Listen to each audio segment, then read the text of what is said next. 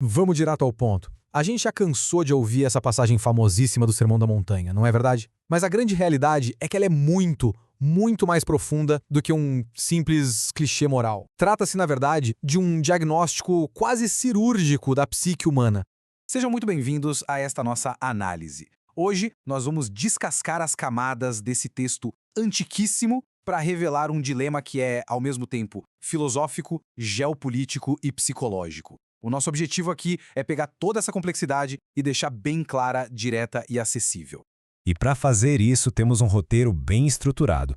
Nós vamos passar pela origem da palavra mamon, o contexto do Império Romano, a teoria da dissonância cognitiva, as visões teológicas clássicas, a perspectiva espírita e, por fim, a inevitabilidade dessa escolha. Começando pelo nosso ponto número 1, a origem de Mamon. A primeira grande pista para entender todo esse quebra-cabeça está justamente na palavra mais misteriosa desse conflito.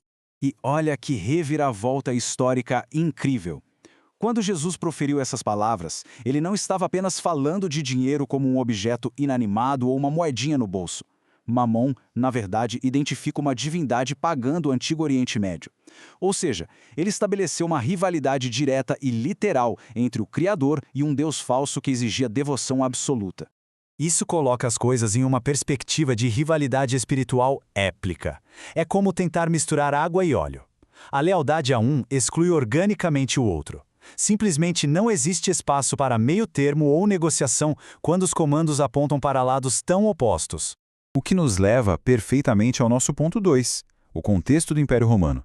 O mundo físico e político onde essa frase foi dita traz um peso gigantesco para a história. Para entender a magnitude disso, a gente precisa imaginar a cena.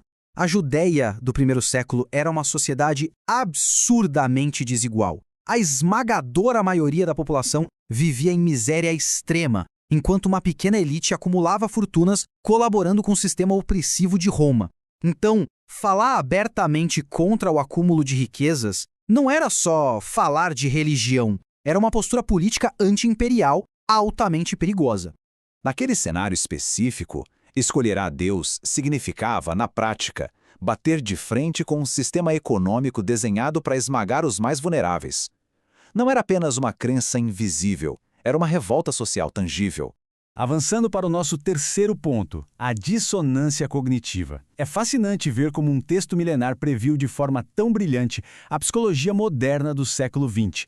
Lá em 1957, Leon Festinger formulou a teoria da dissonância cognitiva, que descreve aquele desconforto mental imenso que sentimos ao tentar manter crenças contraditórias ao mesmo tempo. E Jesus diagnosticou isso com uma precisão assustadora séculos antes. A nossa mente simplesmente não suporta a tensão de lealdades divididas sem dar uma espécie de curto-circuito.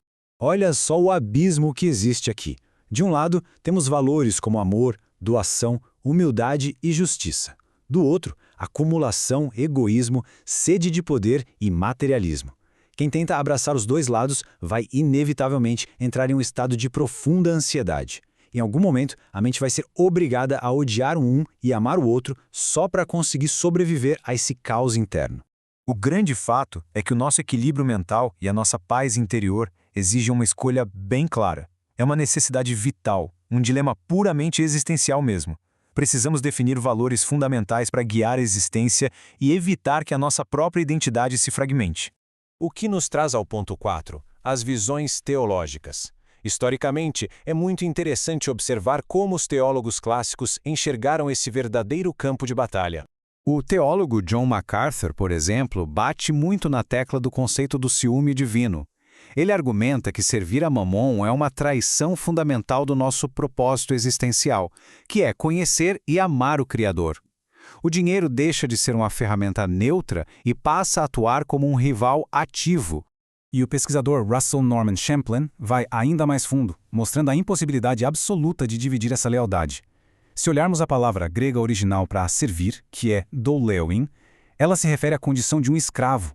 E, fisicamente falando, um escravo não tem como pertencer a dois mestres, porque as ordens que ele receber vai entrar em conflito direto em algum momento. E é importante lembrar que esse tema da lealdade absoluta não é um evento isolado no texto. É um fio condutor que não se quebra.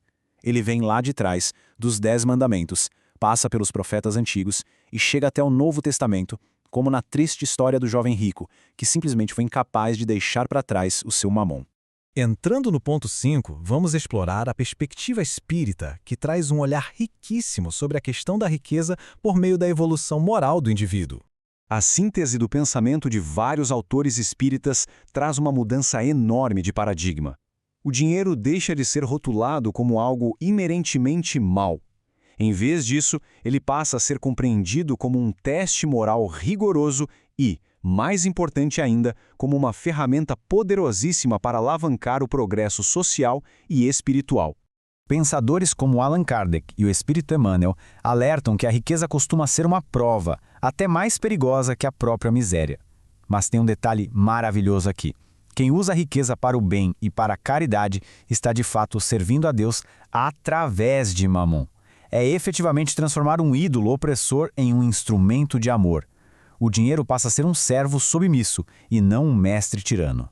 O Carlos Torres Pastorino descreve isso como o embate direto entre a personalidade, que é aquele nosso ego assustado, morrendo de medo de desapegar das seguranças materiais, e a individualidade, que é o espírito imortal cheio de confiança na providência divina e consciente do seu verdadeiro papel. E assim chegamos ao ponto 6, a inevitabilidade da escolha. O grande resumo da ópera de toda essa nossa exploração multidisciplinar.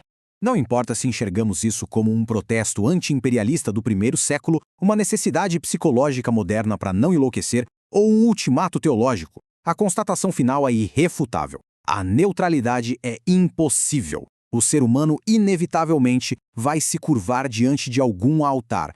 E tudo isso nos deixa com uma reflexão final que é tão fascinante quanto provocadora.